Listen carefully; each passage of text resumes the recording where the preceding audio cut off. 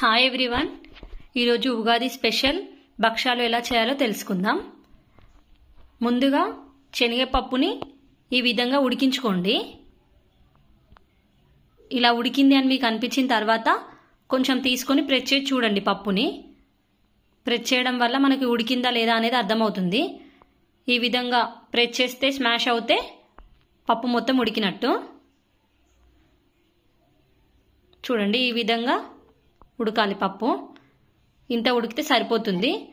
ఉడికిన తర్వాత పప్పుని వాటర్ని సపరేట్ చేయండి. చేసి పప్పుని ఒక పెద్ద గిన్నెలో వేసుకొని ఆరబెట్టుకోండి. పప్పుని చూడండి, ఈ విధంగా వాటర్ని సపరేట్ చేసేసుకోండి. పప్పు మొత్తాన్ని ఒక పెద్ద గిన్నెలో వేసేసుకోండి.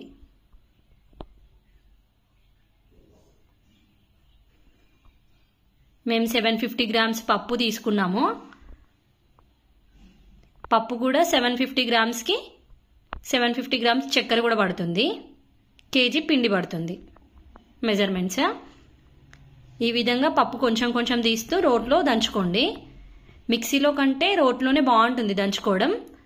టేస్ట్ కూడా మనకి చాలా తేడా ఉంటుంది మిక్సీ పట్టిన దానికి, రోట్లో దంచిన దానికి. పప్పు మొత్తాన్ని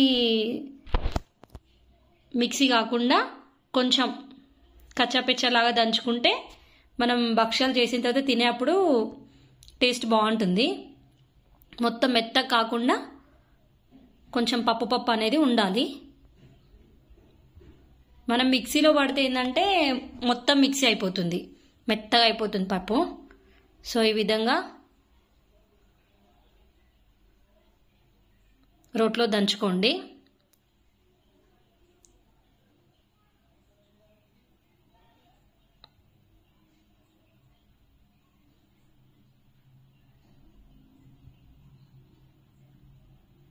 రోట్లో దంచడం వల్ల కొంచెం టైం పడుతుంది, కానీ టేస్ట్ మాత్రం బాగుంటుంది.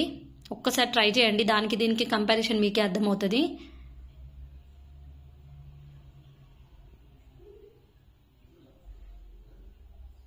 ఈ విధంగా పప్పు మొత్తాన్ని దంచుకోండి. చూడండి, నేను వీడియోలో చూపిస్తున్నాను కదా, ఆ విధంగా పప్పు అనేది కొంచెం ఉండాలి.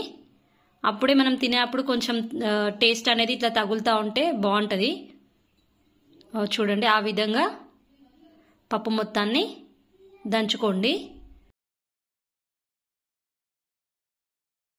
ఈ విధంగా మనం ఉడికించుకున్న పప్పు మొత్తాన్ని ఇదే ప్రాసెస్లో రోట్లో దంచుకొని పక్కకు తీసి పెట్టుకోండి.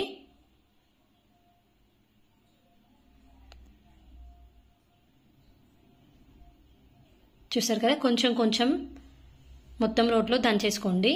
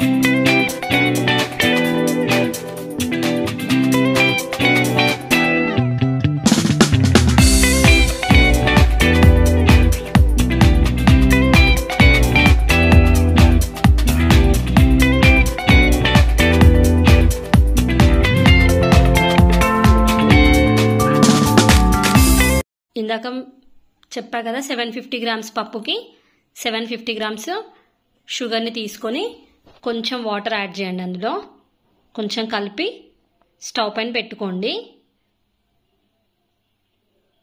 ఈ విధంగా కలుపుకొని స్టవ్ పై పెట్టుకోండి. హై ఫ్లేమ్లోనే ఉంచండి. కొంచెం చక్కెర మొత్తం కరిగిన తర్వాత, పాకం ఏం అవసరం లేదు దీనికి, కాకపోతే ముదురు పాకం రాకుండా చూసుకోండి, లేత పాకంలోనే ఉండాలి. ఈ విధంగా కరిగిన తర్వాత ఇందులోనే ఇలాచీ పౌడర్ యాడ్ చేసుకోండి.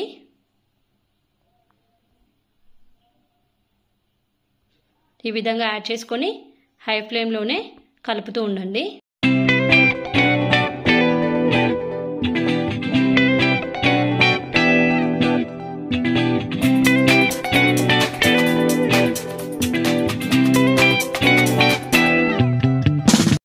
మనం ఇందాక పప్పుని రోట్లో దంచుకున్నాం కదా, ఆ పప్పుని ఈ పాకంలో యాడ్ చేసుకోండి. చక్కెర కరిగిన తర్వాత ఈ విధంగా పప్పు మొత్తాన్ని యాడ్ చేసుకోండి.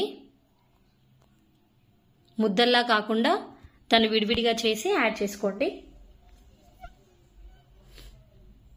ఈ విధంగా పాకం మొత్తం పప్పుకు పట్టేలాగా కలుపుకొని హై ఫ్లేమ్లోనే ఉంచండి.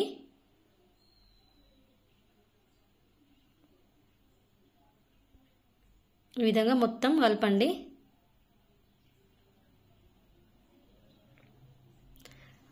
అదే విధంగా ఒక 10 మినిట్స్ స్టవ్ పైన అలానే ఉంచండి.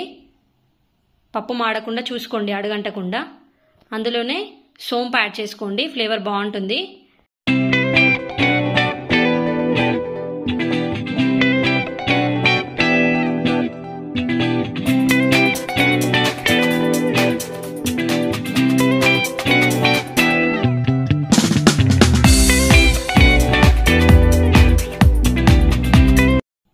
ఈ విధంగా ఒక 10 మినిట్స్ మగ్గిన తర్వాత పప్పు ఈ కలర్ వస్తుంది. ఈ కలర్ వచ్చిన తర్వాత స్టవ్ ఆఫ్ చేసుకొని పప్పు మొత్తాన్ని చల్లారనివ్వండి. చల్లారిన తర్వాత ఇలా లూజ్గా కాకుండా గట్టిగా అవుతుంది పప్పు. అప్పుడు మనం భక్షాలకి ముందుగానే 1 కేజీ పిండిని తడిపి పెట్టుకోండి, మంచిగా నానుతుంది ఇదంతా ప్రాసెస్ అయ్యే వరకు. ఈ విధంగా చిన్న చిన్న ముద్దలా తీసుకుంటూ ఈ విధంగా ఆయిల్ అప్లై చేస్తూ చేసుకోండి. చూస్తున్నారు కదా ప్రాసెస్. ఈ విధంగా పూర్ణాన్ని పిండిలో పెట్టుకొని ఆయిల్ అప్లై చేస్తూ మెల్లగా ప్రెస్ చేస్తూ చేయాలి. చూస్తున్నారు కదా, ఈ విధంగా చేసుకోండి.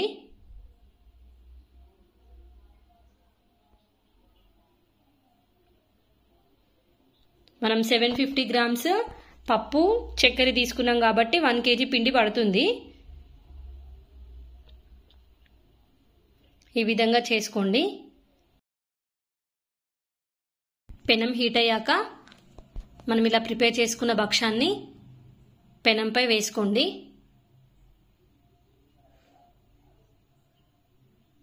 వేసుకొని చుట్టూ ఆయిల్ అప్లై చేసుకోండి.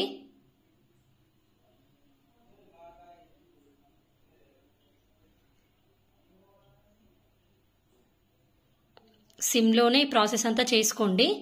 అప్పుడే ఈవెన్గా లోపల పప్పు అనేది కుక్ అయిపోతుంది. లేదంటే పైన మాడిపోయి లోపల బాగుండదు.